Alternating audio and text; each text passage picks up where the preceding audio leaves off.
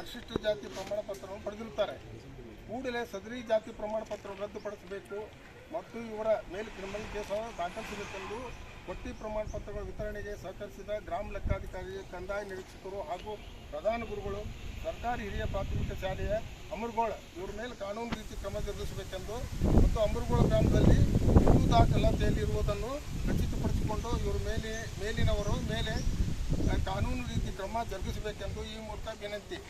ದಿನಾಂಕ 20/10/2023 ಒಳಗಾಗಿ ಇವರ ಮೇಲೆ ಕ್ರಮ ಜರುಗಿಸದೇ ಇದ್ದಲ್ಲಿ ಸಮಿತಿಯು ದಿನಾಂಕ 24/10/2023 ನಿರ್ಮಾಣ ತಹಸೀಲ್ದಾರ್ ಕಾರ್ಯಾಲಯದ ಮುಂದೆ ನಿರಂತರ ಪ್ರತಿಭಟನೆ ಹಮ್ಮಿಕೊಳ್ಳಲಾಗುವುದೆಂದು ಈ ಮೂಲಕ ವಿನಂತಿಯಿಂದ ಸಮಿತಿ ತಮಗೆ ಮನವಿಯನ್ನು ಸಲ್ಲಿಸಲಾಗಿದೆ.